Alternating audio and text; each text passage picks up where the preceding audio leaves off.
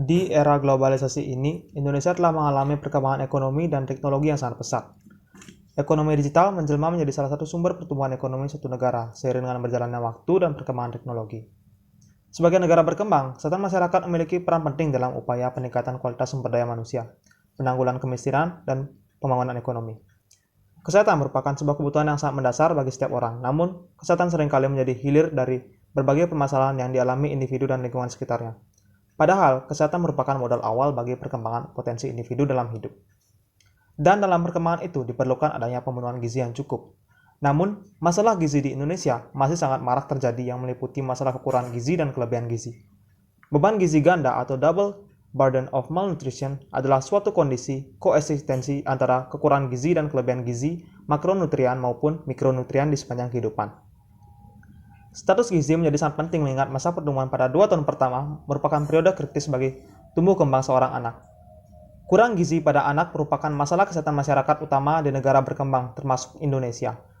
Walaupun dalam beberapa dekade ini, Indonesia mengalami penurunan masalah kekurangan gizi, namun kekurangan gizi akut dan kronis masih cukup tinggi.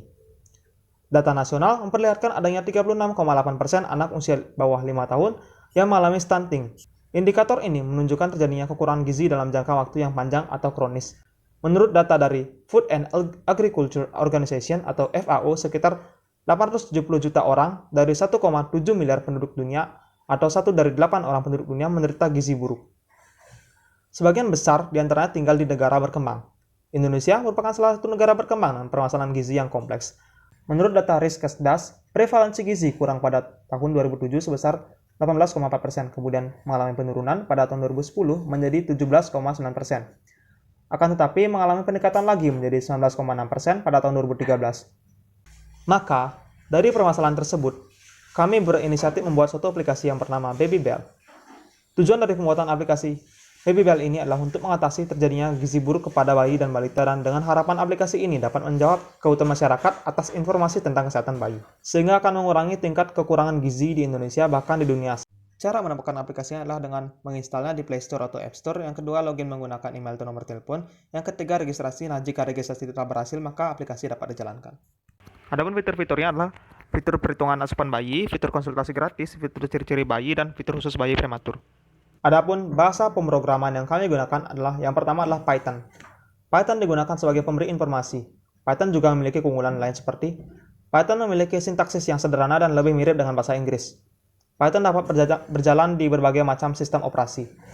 Python berjalan di dalam sistem interpreter, artinya bahasa baris kode bahasa pemrograman ini akan segera dieksekusi setelah ditulis. HTTP atau Hypertext Transfer Protocol digunakan sebagai pengatur format dan bagaimana data ditransmisikan. Yang ketiga adalah CMS atau Cache Management System yang jenis WordPress.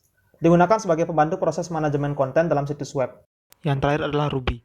Ruby digunakan sebagai pemecah permintaan terima dari aplikasi. Software yang kami gunakan untuk membuat aplikasi ini ialah Visual Code Studio atau mudah untuk mengelola extension dan dapat membuat sniper sendiri. Notepad++ atau Notepad dapat digunakan untuk konfigurasi variabel terhadap sejumlah IP address dan program X tertentu dengan konfigurasi variabel yang bervariasi di setiap divisi.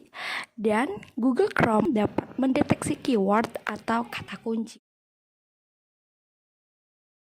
Algoritma yang digunakan ialah flowchart. Flowchart atau bagan alur adalah diagram yang menampilkan langkah dan keputusan untuk melakukan sebuah proses dari suatu program. Flowchart sendiri terdiri dari 5 jenis. Yang pertama, flowchart dokumen. Kedua, flowchart program. Yang ketiga, flowchart proses. Keempat, flowchart system. Terakhir, ada flowchart skematik. Adapun teknologi yang kami gunakan dalam pembuatan aplikasi ini adalah teknologi AI atau Artificial Intelligence, atau dalam bahasa Indonesia adalah kecerdasan buatan. AI di sini berperan dalam mempermudah layanan kesehatan yang ditawarkan oleh Babybel sendiri, yang didukung oleh Lead State Accelerator. Kami dari kelompok 16 Digital Society mengucapkan sekian dan terima kasih.